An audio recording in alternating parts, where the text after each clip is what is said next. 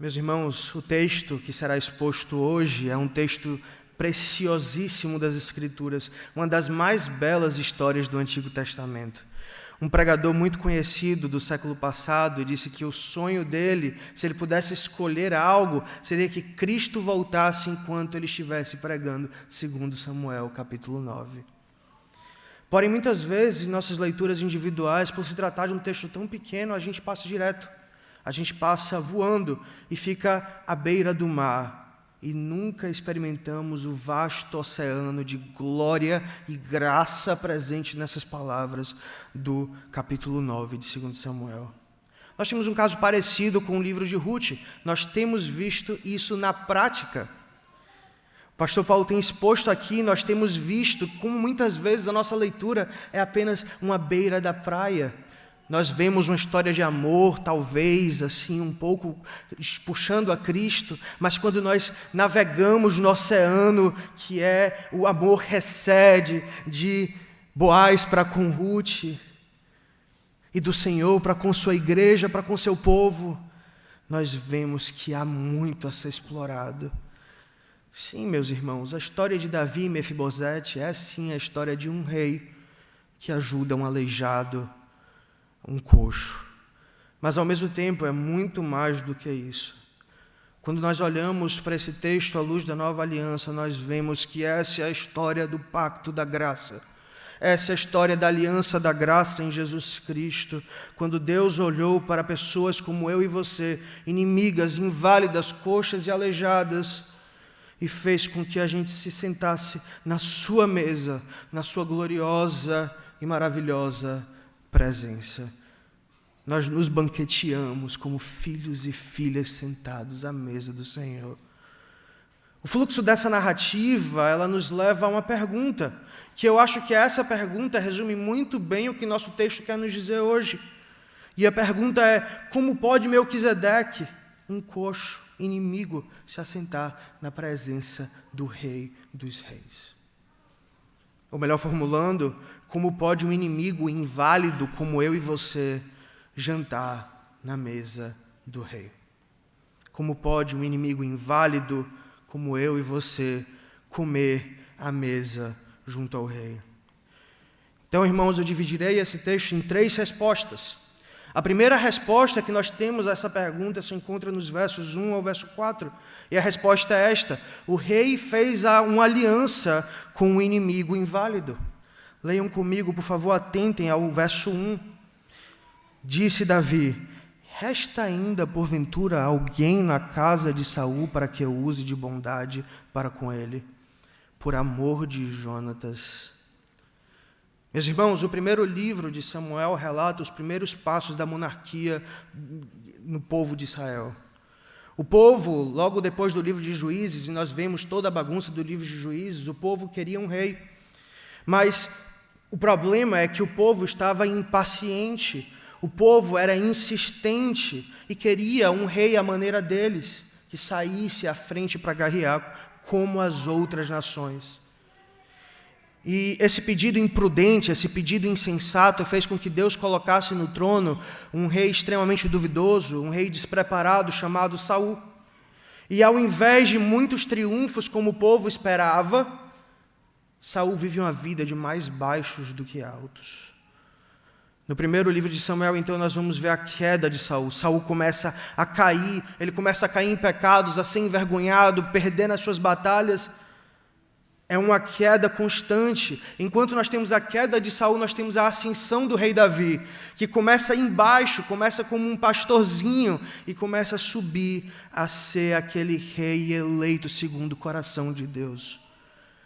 Saul, então, quando se vê descendo e quando vê Davi subindo, ele é tomado de inveja. Ele é tomado de inveja e começa a perseguir com sede de sangue Davi. Então Davi começa, 1 Samuel, a viver uma vida de nômade, fugindo mantendo a sua lealdade a Saul enquanto fugia pelas terras de Israel. Mas logo depois, no fim de 1 Samuel, nós vemos uma realidade que acontece em todos os tempos, em todos os momentos. Os reis, até aqueles impiedosos, morrem. Saul morreu. E agora, em 2 Samuel, nós vamos ver Davi subindo ao trono. Tem um problema, irmãos. Nos primeiros capítulos, nós vemos que enquanto Davi subia, um descendente de Samuel chamado Isbosete também começa a subir. Ele começa a se declarar rei sobre a região norte de Judá. Não demora muito, meus irmãos, para que Deus destrua Isbosete, o seu plano. E Davi começa, então, a partir do capítulo 4, viver um período de paz interna no seu reino. E ele mostra ser um homem sábio e estrategista que foi prometido por Deus que ele seria. Aquele que apontava para Cristo, o perfeito rei da semente de Davi, que ia reinar perpetuamente no seu trono. Mas nos versos que nós lemos, Davi, já bem estabelecido no seu trono, muito bem, com a aceitação de quase todo Israel, faz uma pergunta interessante. Veja comigo, verso 1. Resta ainda porventura alguém da casa de Saul para que eu use de bondade?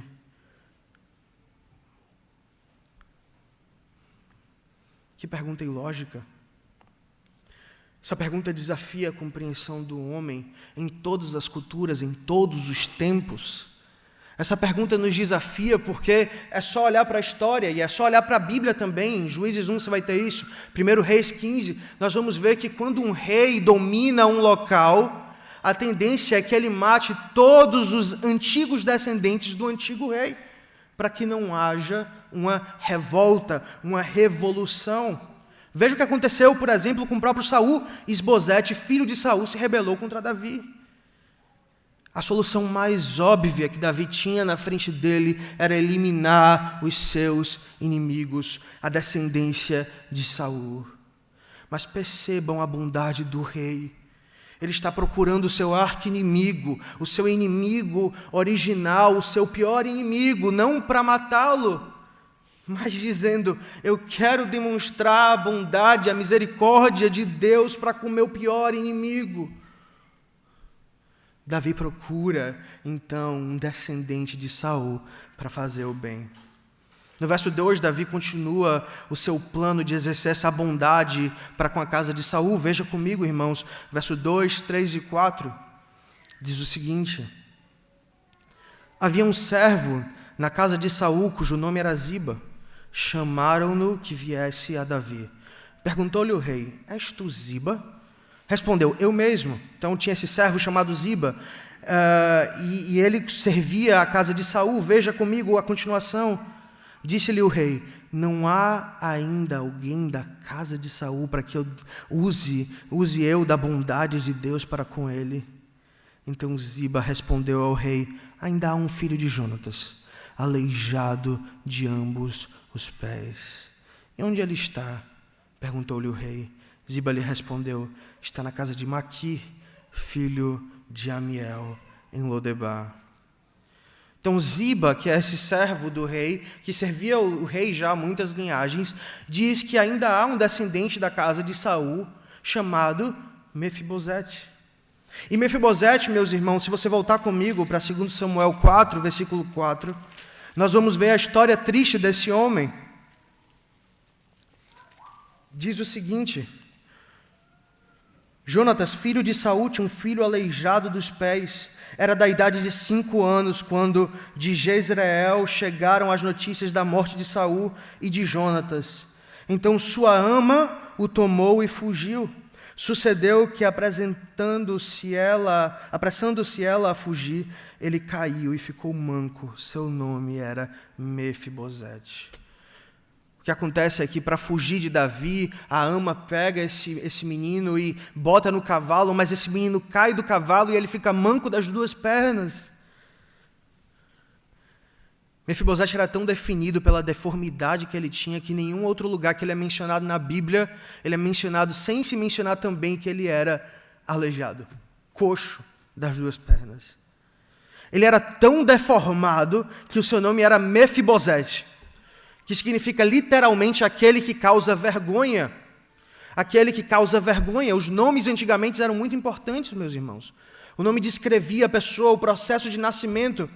Provavelmente os comentaristas falavam que esse homem era tão feio, tão deformado de face, que chamaram ele de Mefibosete, um homem que causa vergonha. E ele morava numa cidade chamada Lodebar, que significa literalmente lugar nenhum, desértico. É o nome dado para as cidades que ficavam longe da capital, longe do trono. Cidades desérticas, cidades que compartilhavam de uma fome enorme. Para somar a sua desgraça, Mefibosete perdeu a sua herança com a morte do rei, aquele que se disse rei Isbosete. E por causa de suas pernas não tinha como trabalhar. Ele vivia na casa, humilhantemente de favor, na casa de um homem chamado Maqui.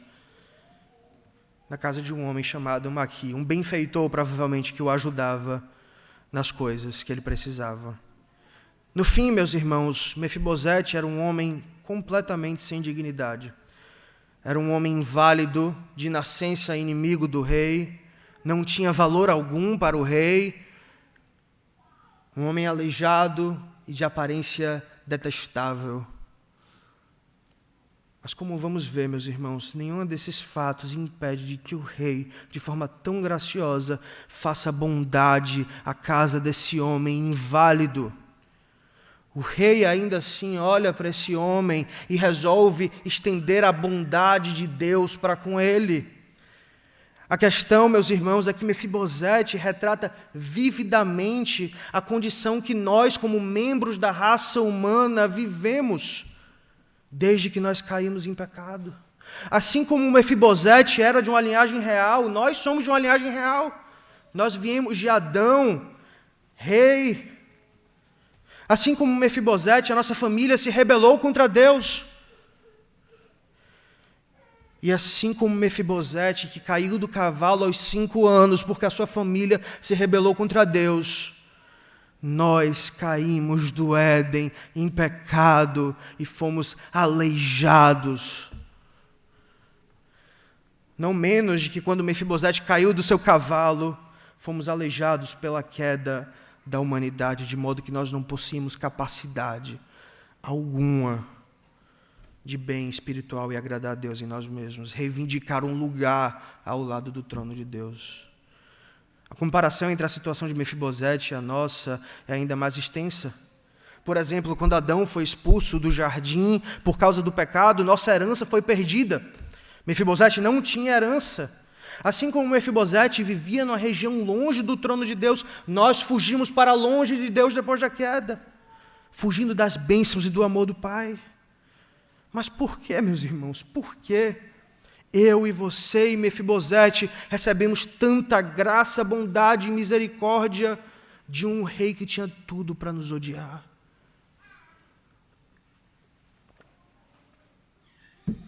Por que eu e você recebemos graça e misericórdia quando deveríamos ter recebido dor e castigo? Como Mefibosete poderia esperar algo de bom, especialmente considerando todas as razões que Davi tinha para desprezá-lo? O rei chega a ele e tranquiliza ele com a bondade dele. Ele diz o seguinte, o rei: por amor de teu pai Jonatas, veja comigo no versículo 1, por que eu vou te fazer essa bondade, Mefibosete? Veja no versículo 1, diz: alguém da casa de Saul, para que eu use de misericórdia e de bondade para com ele, por amor de Jonatas. No versículo 7 também, irmãos. Então lhe disse Davi: não temas, porque usarei de bondade para contigo, por amor de Jonatas, teu pai. Essas palavras mudaram tudo para Mefibosete, já que ele conhecia que o amor de Davi por Jonatas era enorme. Jonatas, meus irmãos, entrando um pouco mais também no contexto, ele foi filho de Saul. Jonatas foi filho de Saul e ajudou Davi nos momentos mais difíceis de perseguição. E depois de tanto tempo junto de Davi, a alma dos dois se apegaram de uma forma que pareciam irmãos de sangue, irmãos de alma. Eles amavam um ao outro com um amor de amigo. E então Davi faz uma aliança com Jonatas, seu melhor amigo, seu irmão, e jura proteger a descendência quando se tornar rei. Como semente de Cristo, Davi iria cumprir cada palavra que prometeu a Jonatas e muito mais. Não importa as consequências.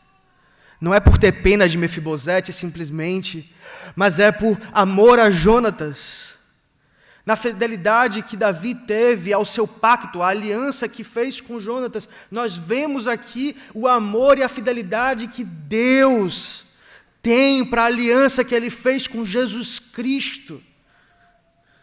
Da mesma forma que Davi mostrou a misericórdia a Mefibosete, por Jonatas, em Jonatas, Deus tem misericórdia de pecadores inválidos por Jesus Cristo, em Jesus Cristo. A palavra aqui, traduzida por bondade, é a mesma palavra que é utilizada tantas vezes em Ruth, hesed, misericórdia pactual, amor comprometido e constante, misericordioso. É o amor ligado ao pacto de Deus. Davi abençoou Mefibosete porque ele fez um pacto com Jonatas, porque ele fez uma aliança com Jonatas. E por fidelidade à sua aliança com Jesus Cristo, seu Filho, Deus se alegra quando nós, pecadores, inválidos, nos achegamos a Ele e cremos no Evangelho. Veja comigo, por favor, irmãos, abram comigo em Hebreus 13. Veja comigo essa realidade de forma tão viva como o escritor de Hebreus coloca. Hebreus 13.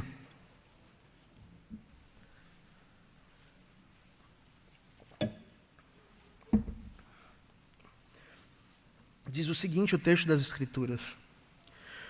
Ora, o Deus da paz que tornou a trazer dentre os mortos a Jesus, nosso Senhor, o grande pastor das ovelhas, pelo sangue da eterna aliança, vos aperfeiçoe em todo bem, para cumprirdes a sua vontade, operando em nós o que é agradável diante dele. Por quem? Por Jesus Cristo, a quem seja glória para todos sempre. Amém. Mefibosete recebeu misericórdia de Davi por Jonatas. Nós recebemos misericórdia de Deus em Cristo. É a aliança, a substância do conforto, é o pacto que o Pai fez com o Filho, a substância da nossa segurança. Qual é a primeira resposta, então? Como pode o inimigo inválido jantar à mesa do rei? A primeira resposta se encontra no verso 1 ao 4, é: o rei fez uma aliança com o inimigo inválido. O rei fez uma aliança e ele é fiel à aliança. A segunda resposta está no versos 5 a 8. O rei faz promessas ao inválido em sua aliança. O rei faz promessas ao inválido em sua aliança. A aliança não é falar simplesmente de hesed, de amor, de bondade, mas envolve promessas. Veja comigo como a narrativa continua nos versos 5 e 6. Então mandou o rei Davi trazê-lo de Lodebar, trazer Melquisedeque de Lodebar, da casa de Maqui, filho de Amiel, vindo Mefibosete, filho de Jonatas, filho de Saul a Davi, inclinou-se, prostrando com o rosto em terra, disse-lhe Davi: Mefibosete. Ele disse: eis aqui teu servo. Como mencionei anteriormente, meus irmãos, Mefibosete era um fugitivo do rei, por isso que ele morava tão longe em Lodebar. Até onde ele sabia, o rei estava o convocando, talvez por uma armadilha, para acabar com a vida dele. Tudo não passava de uma armadilha. Por isso que a reação de Melquisedeque aqui em se ajoelhar é tão sincera. Melquisedeque não espera nada. Melquisedeque não está esperando nenhum cargo, nada, ele não tem nada a oferecer diante do rei. Mefibosete também, meus irmãos, desculpa, é da família de Saul. E Saul foi morto. Saul foi morto, derrotado. Pode ser que talvez Mefibosete guardasse no coração um ranco contra a família de Davi. Um rancor contra a família de Davi. E pode ser também que Mefibosete estivesse aproveitando, esperando aquela oportunidade para aproveitar e, por fim, colocar fim à vida do rei Davi. Mas não, meus irmãos, esse homem se ajoelha da forma que consegue, ele se dobra todo e ele diz: eis aqui o teu servo. E chama minha atenção mais uma coisa no versículo 6, que Davi fez aqui. A primeira coisa que Davi fez, ele menciona o nome de Mefibosete, só isso. A primeira fala de Davi para Mefibosete é literalmente no verso 6, diz, disse-lhe Davi, Mefibosete. Davi o chama pelo nome. O rei diz, eu conheço você, eu reconheço você, eu sei o seu nome. De um lado você tem um glorioso rei, o grande rei eleito segundo o coração de Deus. Do outro lado você tem esse aleijado, inválido, um cachorro morto, como ele vai dizer. O rei chama Mefibosete pelo nome Mefibosete. Jovens, imagine por um segundo aquela pessoa famosa, aquela pessoa influente, que você tanto gosta, que você tanto ouve, no meio de uma multidão, uma pessoa que você tanto admira, olha para você individualmente, em meio a muitos, e trata você pelo seu nome. Ele chama o seu nome. Não deve ser um sentimento espetacular? Não deve ser bom ouvir o nome daquela pessoa influente, vindo daquela pessoa influente, daquela pessoa que se admira? Há algo tão bom e doce em sermos chamados pelo nosso próprio nome, não é verdade? Agora leve isso a um nível cósmico. Pense no Rei dos Reis, o Senhor dos Senhores, reunindo todos os povos, raças, nações, todos, desde o início do tempo. Gente de todos os lugares congregadas diante do trono celestial de Jesus Cristo. Imagine-se lá, meus irmãos, perdido nessa multidão, olhando para o lado e para o outro.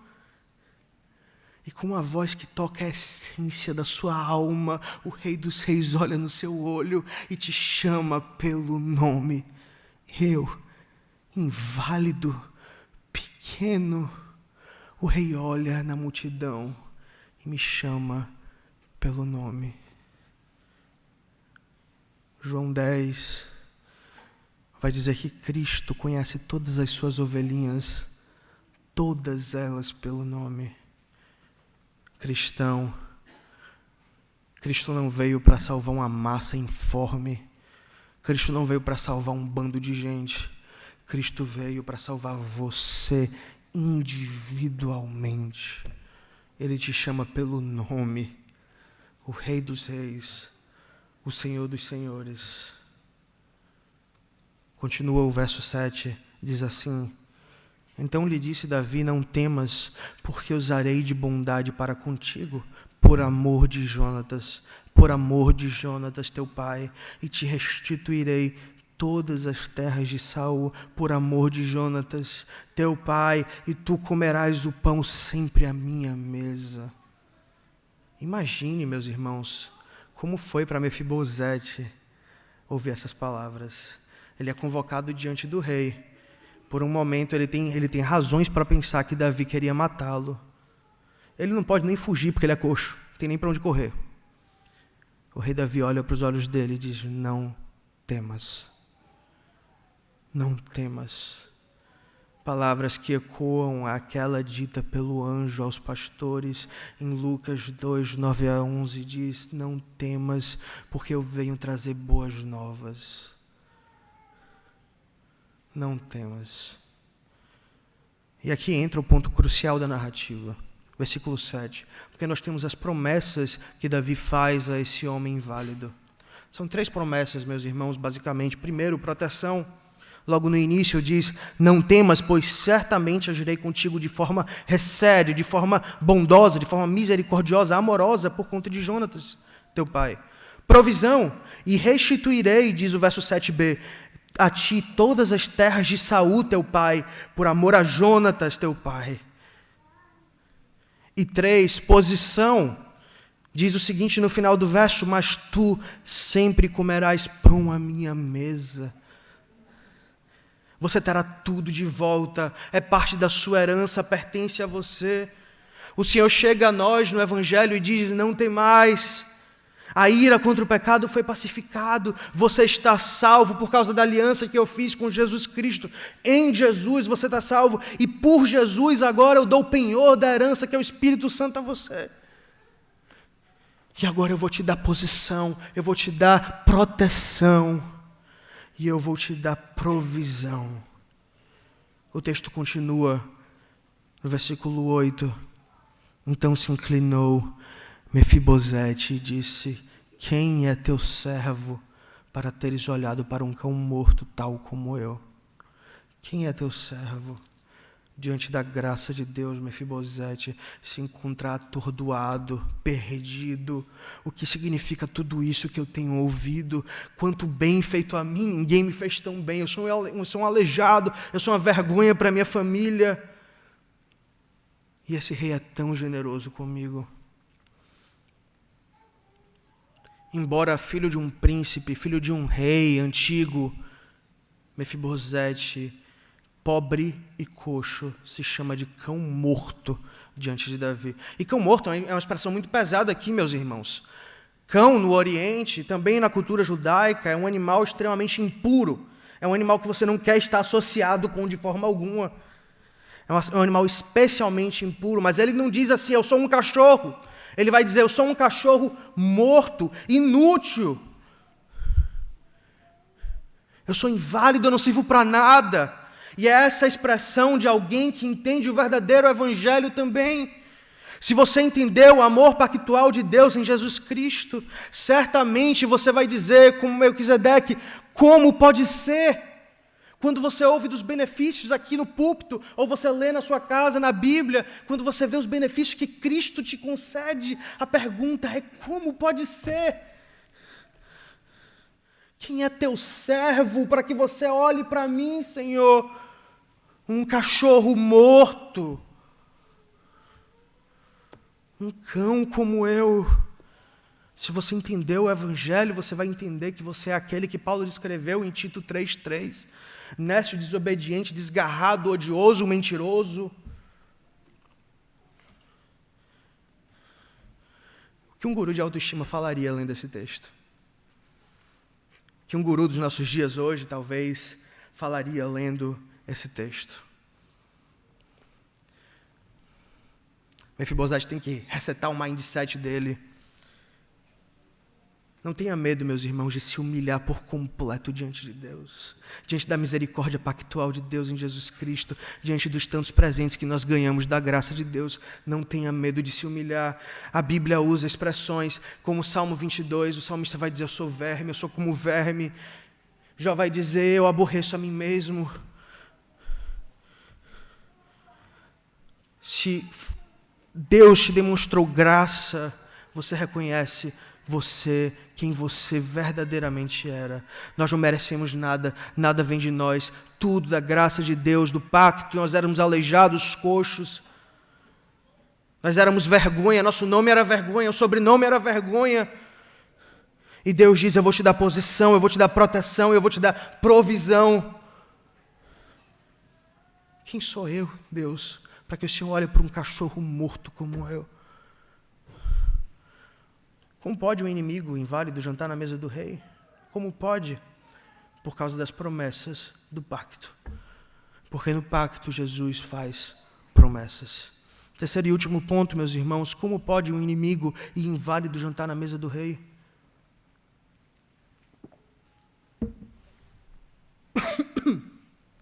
A terceira resposta se encontra nos versos 9 a 13.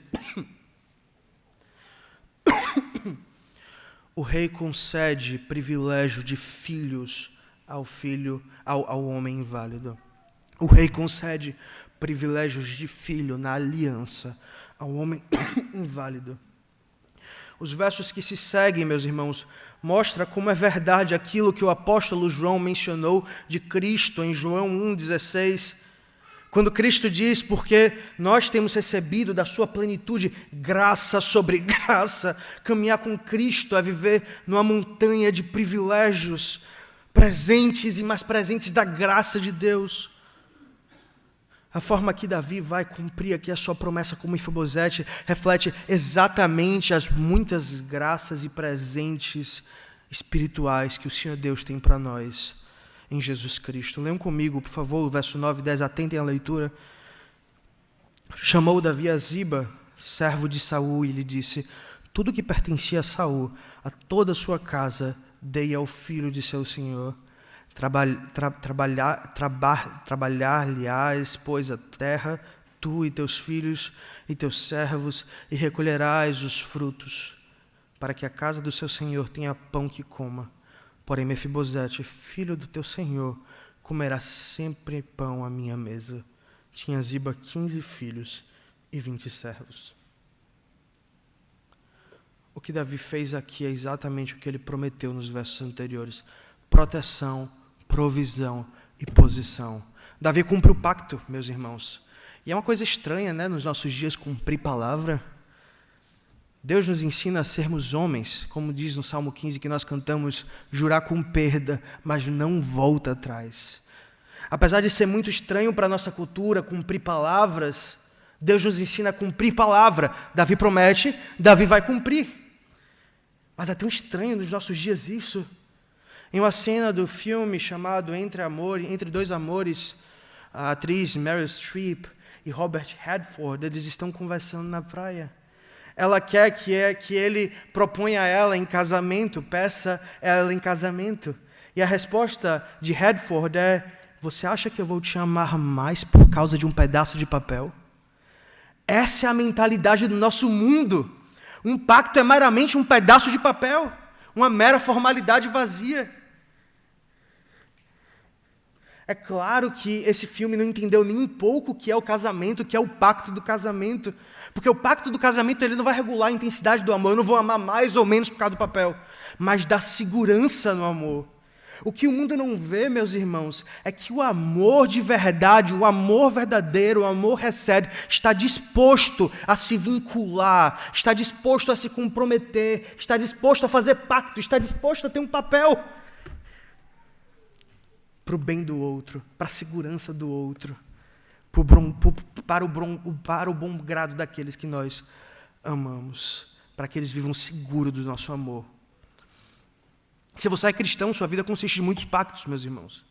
Momentos que vocês fizeram até promessas sagradas. Aqui na igreja, quando você entra aqui e vem de outra igreja, você tem que fazer o quê aqui na frente? Na verdade, quando você não vem de outra igreja genuinamente evangélica, você tem que confessar a sua fé. E quando nós confessamos a nossa fé, nós fazemos um pacto. Quando nós somos batizados ou nós batizamos os nossos filhos, nós fazemos pactos. Quando um oficial é eleito aqui na frente, aqui na igreja, ele também faz pacto. Ao entrar no casamento, você faz um pacto. Não se mantém votos porque é uma cerimônia dramática, bonita. Não, meus irmãos. Se mantém votos porque votos e pactos são fiéis e são seguros. Pelo menos deveriam ser. Deveriam ser. As obras de B.B. Warfield, o estimado teólogo americano, são conhecidas e amadas pela igreja reformada em todo o mundo. O que não é conhecido muito é a história do seu casamento. B.B. Warfield, ele casou enquanto ele estava fazendo um estudo na Alemanha, em Leipzig. E a lua de mel dele foi enquanto ele estudava na Alemanha. Durante a lua de mel, nos seus primeiros meses de casado, ele passeando por uma montanha com uma esposa, começa uma forte tempestade. E dizem muitas fontes de que a esposa foi atingida por um raio. Na lua de mel, a esposa foi atingida por um raio. E ela nunca se recuperou totalmente desse momento, tornando-a mais ou menos inválida pelo resto da vida. Warfield, ele demonstrando de forma perfeita esse amor, só deixava a sua esposa para cumprir suas obrigações do seminário. Ele não era muito de viajar por aí para pregar, ele vivia da casa para o seminário. E ele só trabalhava por no máximo 2 horas, depois voltava, cuidava da esposa, voltava para o trabalho 2 horas, voltava para casa e cuidava da esposa. 39 anos de casado, cuidando da sua esposa inválida. Seu mundo era basicamente Princeton, o seminário, e a sua esposa inválida. 39 anos. Um dos seus alunos observou quando ele viu os Warfields andando pelo corredor, caminhando junto. Ele disse, a gentileza de Bibi Warfield era uma prova impressionante do cuidado amoroso que ele cercava ela. Ele era tão gentil com ela que todas as pessoas que viviam ao redor viam como ele cuidava bem dessa mulher. 39 anos. Esse é o poder e a segurança do pacto. Esse é o homem que jura com perda, mas não volta atrás. Terminando o texto, disse Ziba ao rei, segundo tudo quanto meu senhor o rei manda a seu servo, assim o fará. Comeu, pois, Mefibosete à mesa de Davi, como um dos filhos do rei. Tinha Mefibosete um filho pequeno, cujo nome era Mica. Todos quanto moravam em casa de Ziba eram servos de Mefibosete. Morava Mefibosete em Jerusalém, porquanto comia sempre à mesa do rei. Ele era coxo de ambos os pés. Mefibosete vai, irmãos, de maneira muito similar, vai receber de Davi de maneira muito similar da maneira que... irmãos, Mefibosete vai a Davi de maneira muito similar à maneira que o filho pródigo vai ao seu pai. No versículo 6 nós temos isso. Mefibosete chega a Davi e diz... Eis aqui o teu servo, o filho pródigo também, quando vai ao seu pai, ele fala, eu sou um servo, eu não mereço ser chamado de filho. Mas igual a Cristo faz conosco, Davi concede a Mefibosete um status de filho do rei. A mesma bênção que nos foi prometida no Evangelho. Vejam comigo, por favor, Gálatas 4, versículo 7. Gálatas 4, 7.